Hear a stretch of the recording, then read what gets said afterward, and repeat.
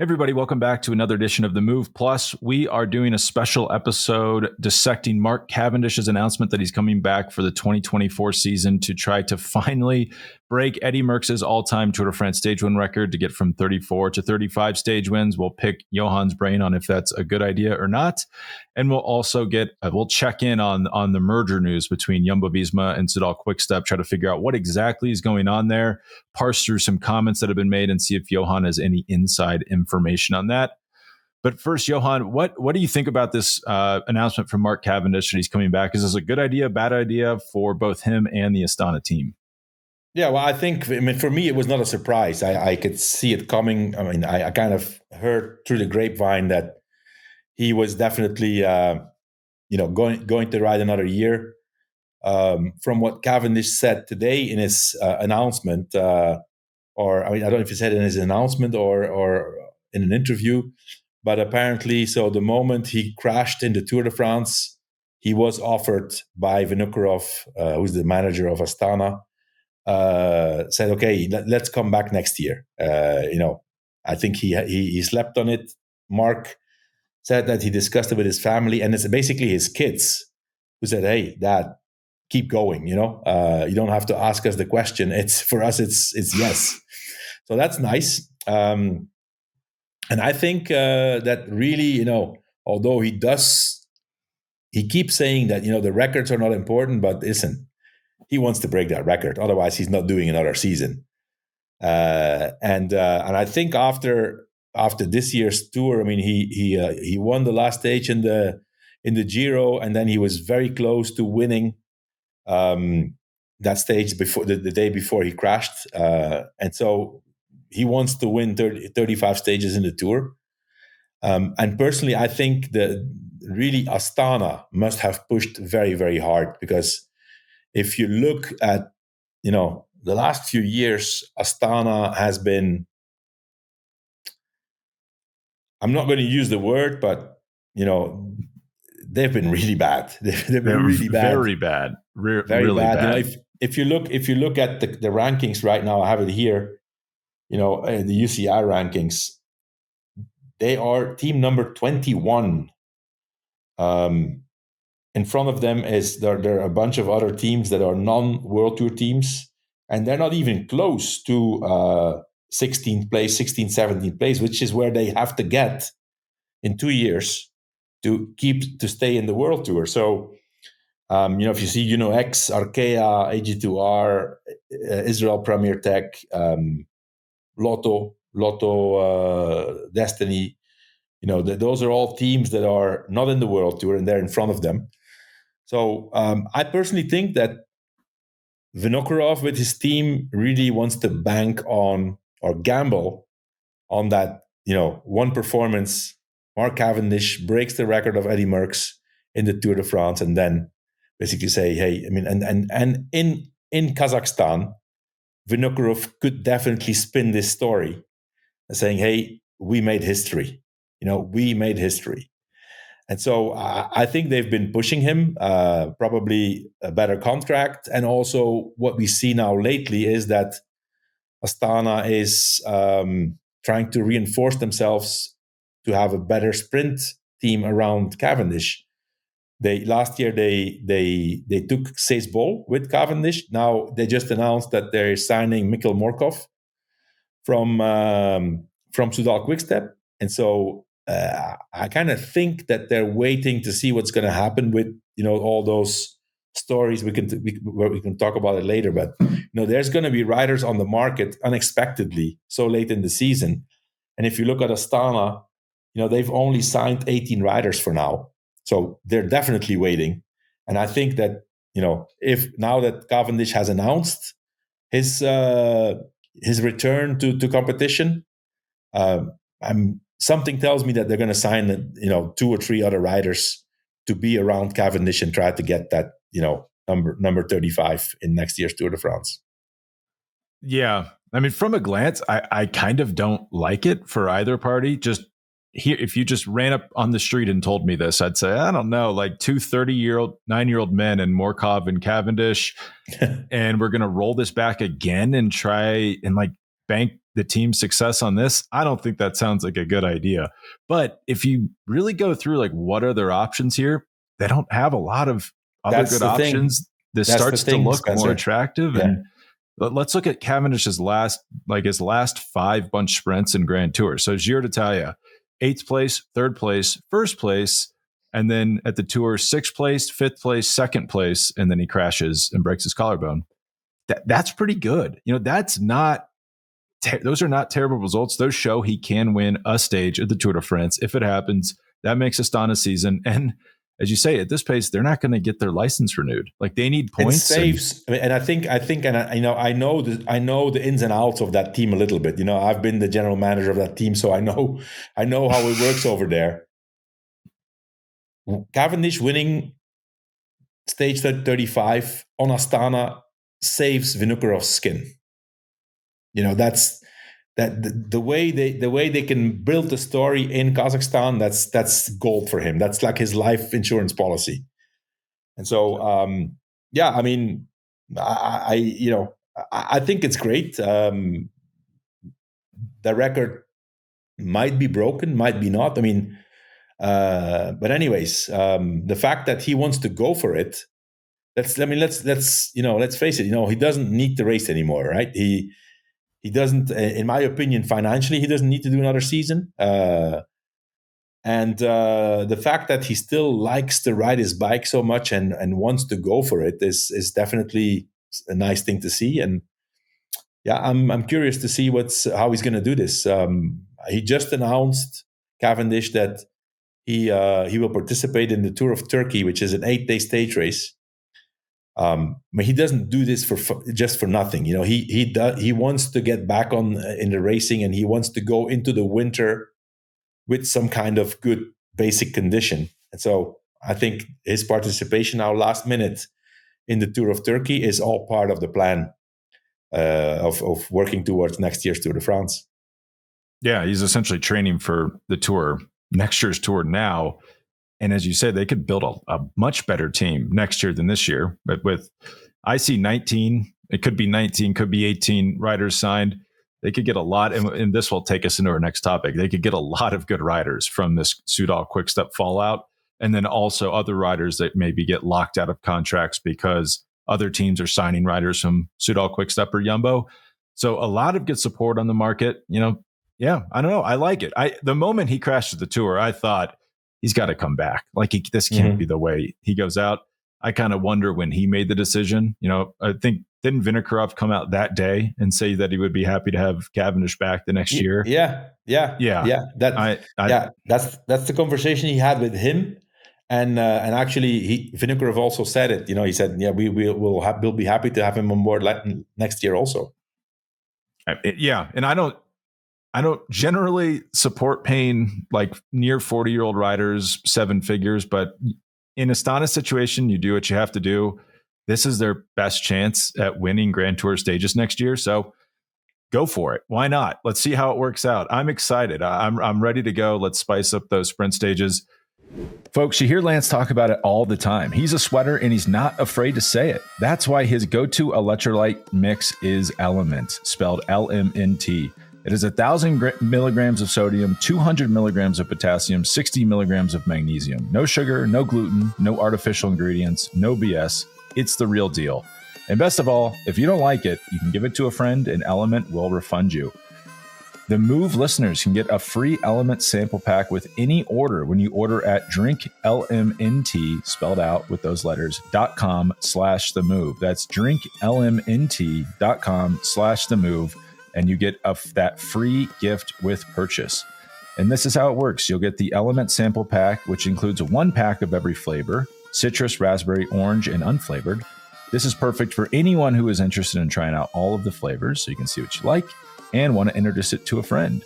It's available for new and returning customers and exclusively available through partners like The Move. You won't find this anywhere else. And there's no questions asked about these refunds. Not on any order. You don't even have to send it back. So to redeem this, make sure to go over to drinklmnt.com/themove and get your free gift with your purchase. Johan, go back on our topic we talked about last week, Jumbo-Visma, Soudal-QuickStep merging. I guess it was kind of more rumors last year. Since then, Patrick Lefevre has come out and said they actually have a letter of intent signed sometime between the Tour de France and today to merge. So it seems like that's happening. I'd actually be shocked if it doesn't happen at this point.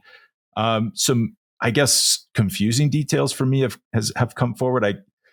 We can probably assume that Jumbo's doing this because they need money, and Soudal-QuickStep's doing this because they have sponsors, but they don't want to keep running this after Lefevre steps down. And essentially, the CEO, the owner of Soudal-QuickStep, the team, Zdeněk Bakala, is that right? Is that his name? Zdeněk Bakala. Zdeněk Bakala is sick of Zdeněk. Just like I said it. he's sick of putting his own money in year after year and sees a chance to kind of become partial owner in a team that doesn't need bridge funding every year. Is that correct? And I heard they're only keeping 6 riders from Soudal-QuickStep. The rumors are confusing. I since we last spoke, right? There's some more details. I have some more intel in the meantime. It looks to me like it's not a merger. It's a takeover. Basically, what Jumbo or Richard Plugge or the Jumbo-Visma company license holder does is they're taking on the assets. So probably most likely Soudal. QuickStep, I'm not sure. What is for sure is that all of this has been out of the hands of Patrick Lefevre. This is Bakala, in my opinion. I'm just making assumptions, I think I'm not far off. This is Bakala who says, okay, this is an opportunity. I'm guessing, right? For the last 9 years, Zdeněk Bakala has put a lot of money into the team of Patrick Lefevre, QuickStep, whatever it was called, the Koenig. I'm guessing somewhere between 5 and 10 million per year of his own money to stay competitive on the market. All good things come to an end also.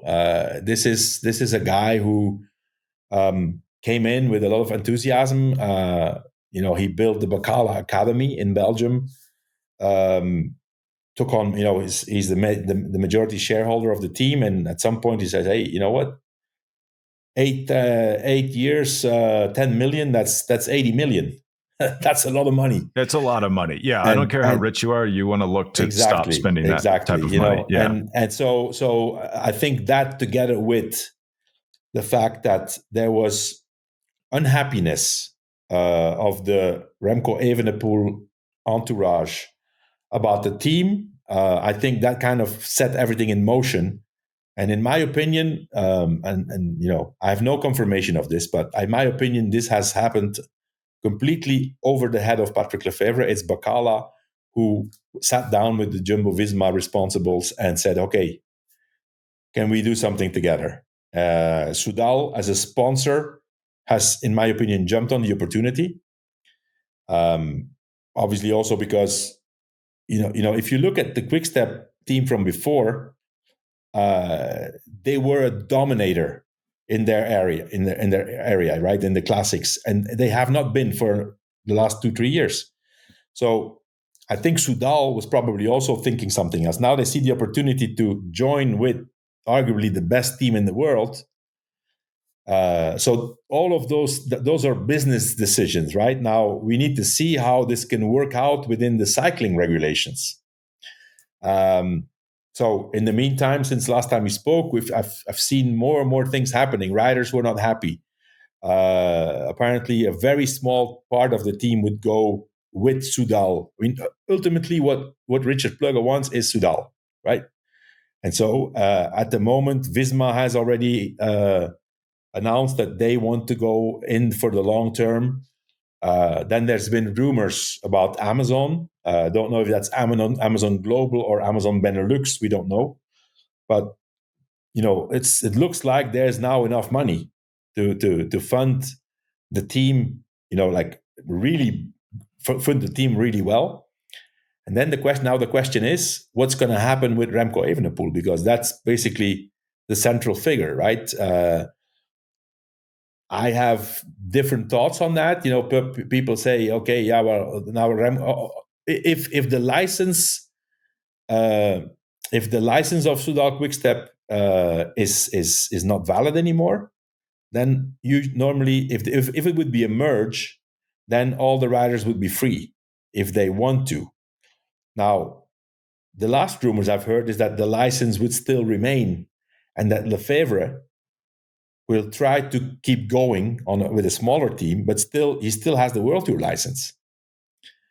Yeah, and that loses me. We also should say one certainty is that Primož Roglič is gone. He he came out unprompted, just said, "Yeah, I'm leaving next year. Also, I'm going to go win this race. It's not a big deal." And everything's pointing toward Bora. I'm not quite sure how they're affording him, but that is more money back into Jumbo in the form of the buyout. Also, they don't have to pay him, so sets Jumbo up well. I don't quite explain this October 19th deadline to me. So if Jumbo acquires Soudal, but not the license, if they acquire the license on October 19th, they don't have to acquire the license. They just get the sponsor. Plus, Bacala is going to step in with, I don't know, if maybe more money. I mean, I don't know. As I said, this has been a conversation of billionaires who are either owning the team or behind the team. Bacala, and then there's the last time I didn't remember his name. It's Robert van der Wallen, who is a very wealthy individual who is also behind the whole Jumbo-Visma structure. These guys talk different languages. It's not on the cycling level. This is way above that, and so. In my opinion, these guys found each other, and now they're trying to figure out how to deal with all the details on the pro cycling level. It's unexpected, right?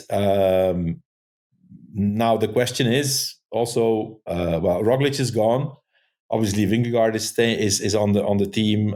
Wout van Aert is on the team. They have still a very strong team. The fact that they let Roglič go tells me that I have the impression that Remco Evenepoel is going to join this new team. How does that work? Visma Soudal, whatever it's called.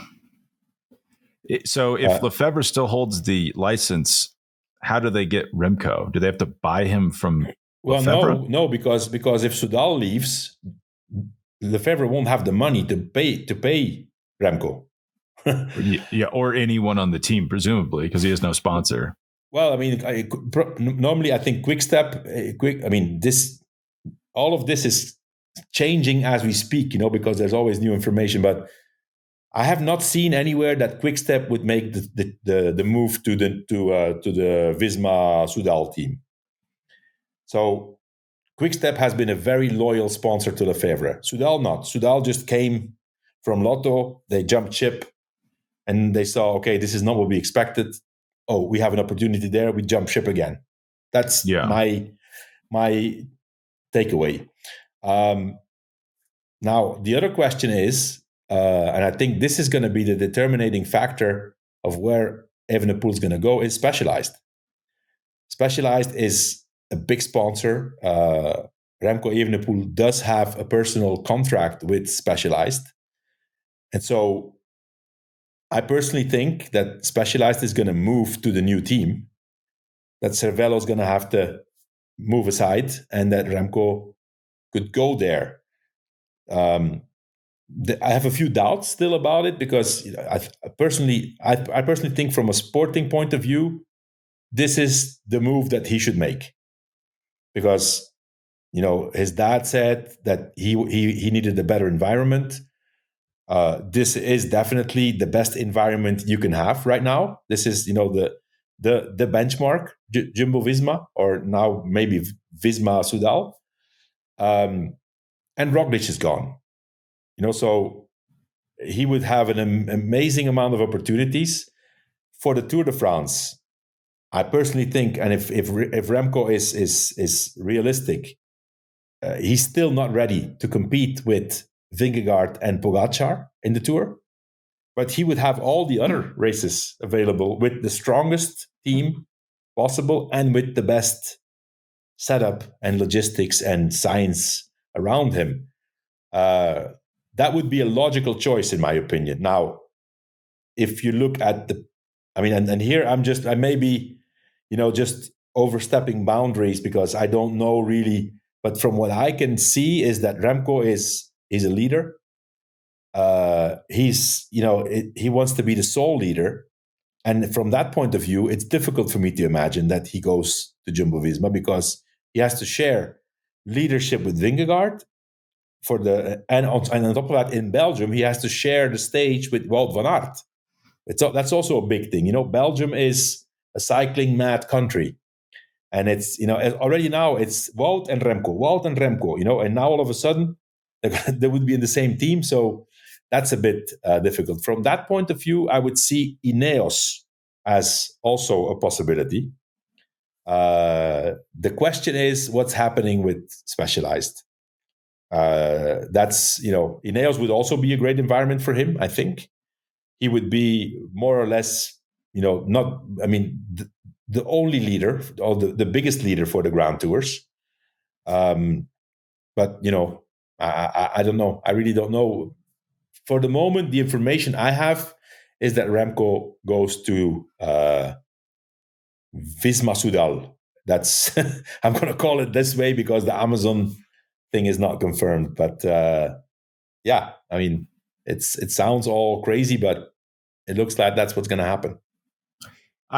I hear what you're saying. It's all logical. I think he's going to Ineos. I mean, it feels like it's difficult for Remco and Wout to be on the same national team like 2 days a year. I cannot imagine those guys, even at the Tour. Like, let's say he wants to chase stages and he's got Wout out. It seems like that's a disaster.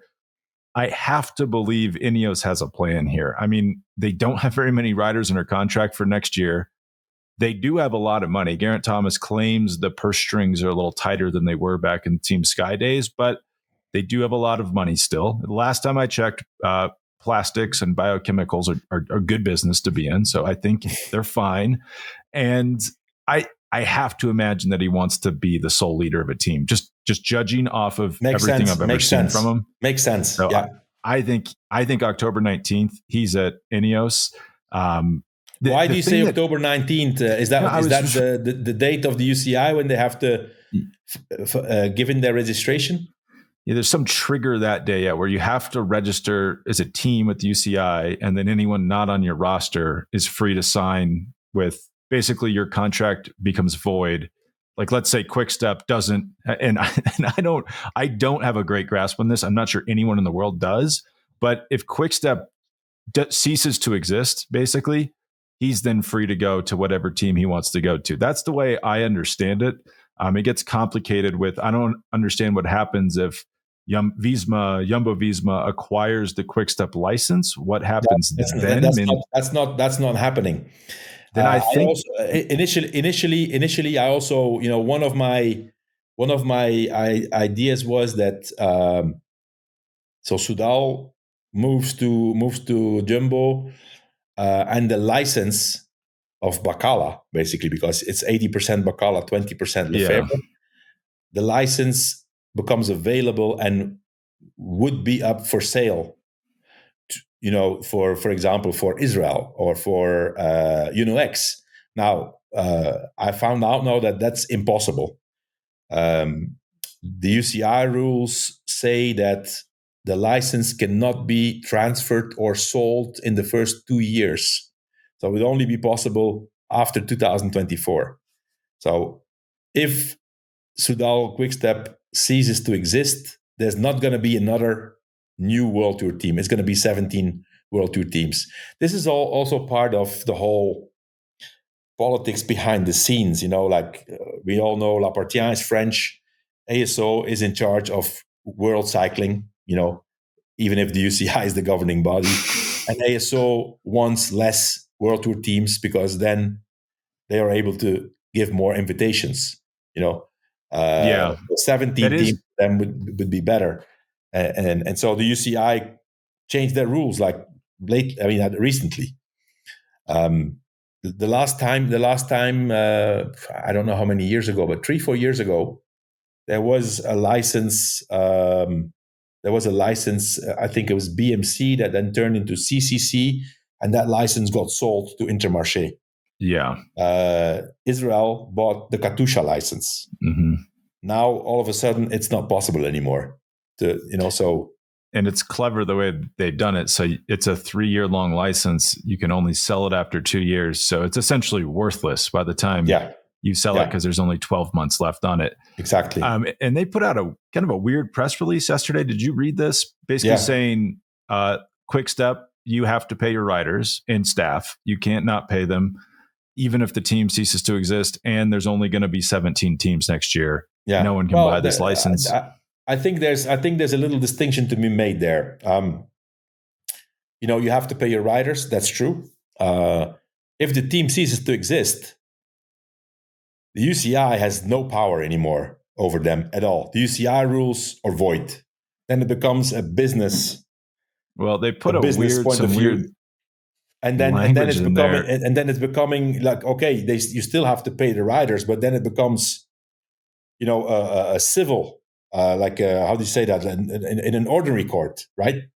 Not in the UCI court, not in the TAS, not in the sports regulations, and that's where I fear a little bit that a guy like Bacala, for example, if the team ceases to exist, he's, in my opinion, they're still going to make an effort, but some people may, be left behind. Normally, what would happen? I know that some riders now on Soudal-QuickStep are looking for other teams, right? And so normally what would happen is, let's say you have one rider who signed a contract for, let's say, 500,000 euros. Normally that's a good rider, an interesting rider, and other teams may be interested. For example, Ineos, for example, Alpecin. For example, Lotto. Yeah, so they have, because these teams have still places available.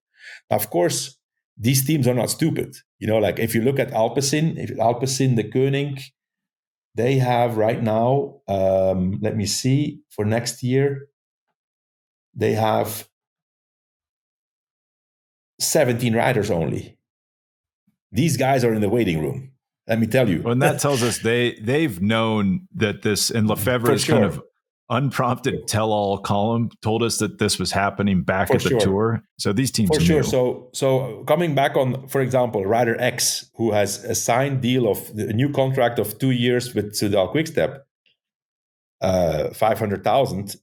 These guys may say, "Hey, we want this guy, but we're only going to pay him 250," because they know that Soudal-QuickStep needs to come up with the other 250.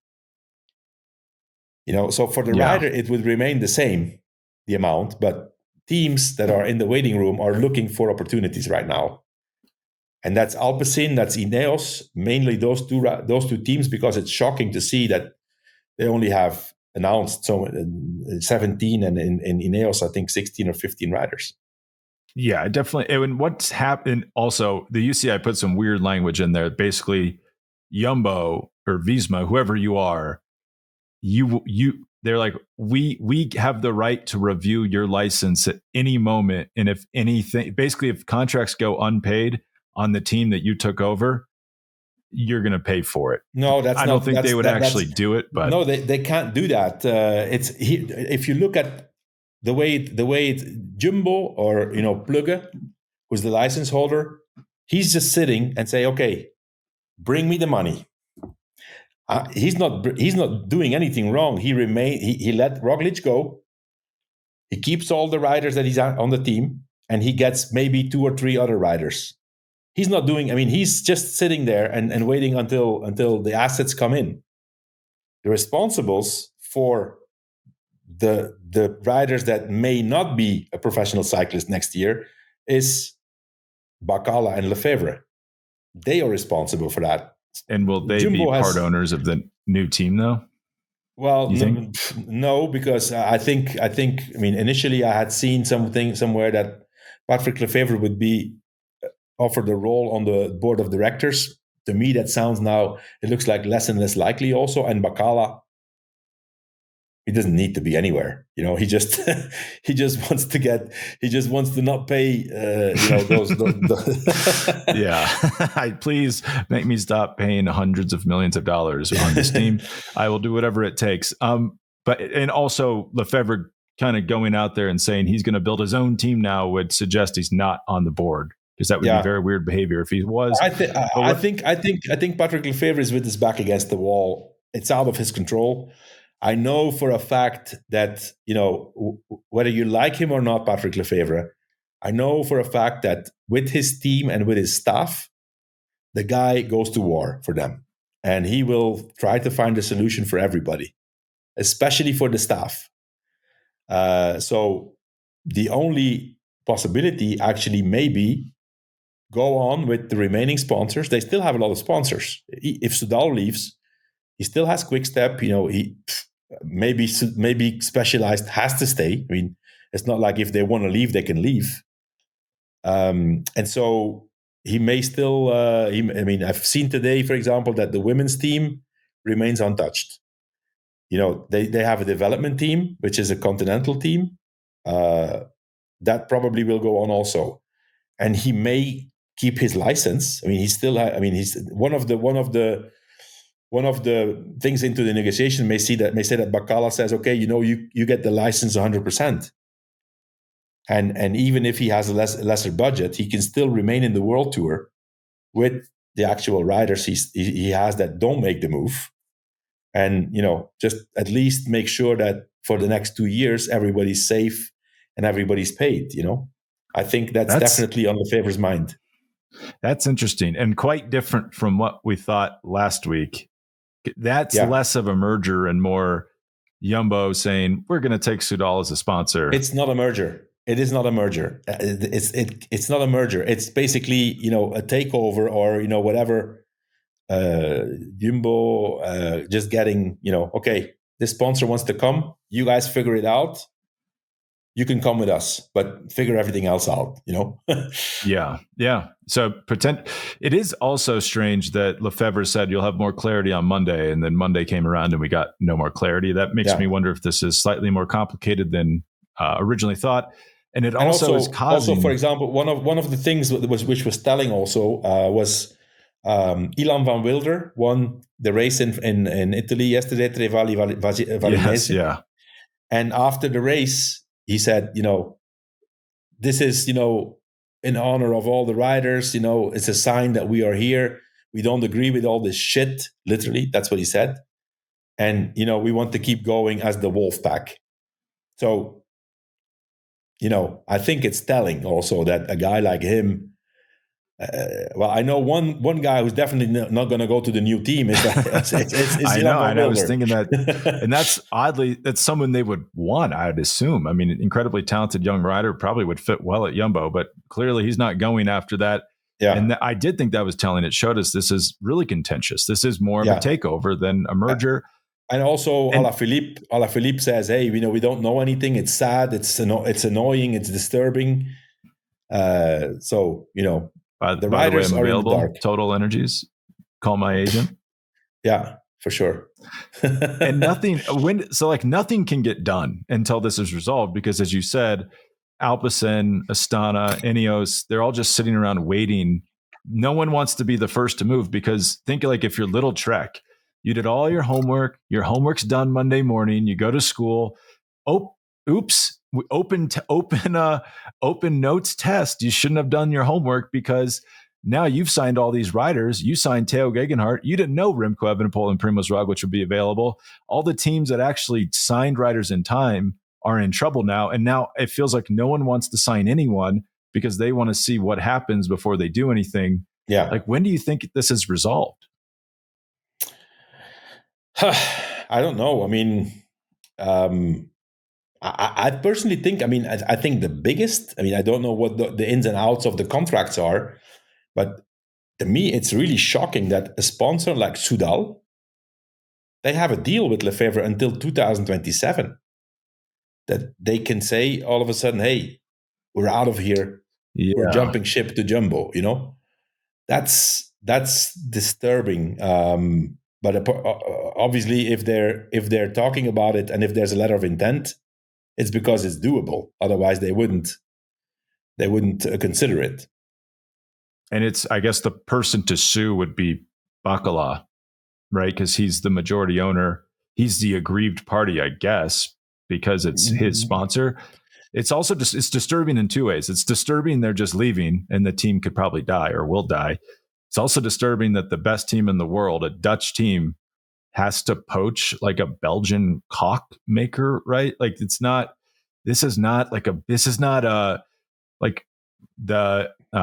F1 teams have like Microsoft and Oracle as sponsors, and then Jumbo is poaching Soudal. That's not a great sign. It's really not a good sign at all. It's worrying. It's worrying that this team, has to go and consider this avenue, because you would think that that sponsors would be in line to sponsor the best team in the world, because they've proven now that if it's guaranteed success, guaranteed publicity, guaranteed return. But yet, and you know what? I mean, they're not doing this for fun, because this is super complicated. It's a headache. It's not like, okay, we're signing a new sponsor. This is a headache. It's so, and it could ruin the team. I mean, what if Primož leaves, Remco comes in and doesn't mesh? There's some backroom changes, and it's never as good as it was. I mean, that tends to happen, right? Then when you guys merge teams, it was never quite as good. Normally, the new people that come in are not used to the dynamics and the culture of the team. You didn't form them, you didn't build them, right? Roglič, for example, is with them from the very beginning. It's been 8 years on the team, Roglič. If a guy like Remco comes in, he already comes with his personality, his habits. I still think that it would be a very good move for him for his career, but it's not going to be easy, because you come into a different environment and you have to adapt to. Because one thing is for sure, Spencer, Plugge is not going to change his strategy and not going to change his philosophy. Anybody who comes there has to adapt to their rules, right? And it's still to be seen how that's possible for certain people. Well, Johan, this Move Plus is in danger of turning into a full-on The Move, so we should probably get out of here. But do you have anything else to add before we take off? Let's keep some room, because as it's changing by the day, we may be back in 2 days with another Move Plus. Yeah, no, it is getting more. I thought we'd get more clarity, and it feels like it's getting more confusing the more time that goes on. So I think we will be checking back in a few days. And thanks for joining us. And I hope everyone enjoyed listening, and we'll probably be back before too long. Okay, thanks. All right, bye.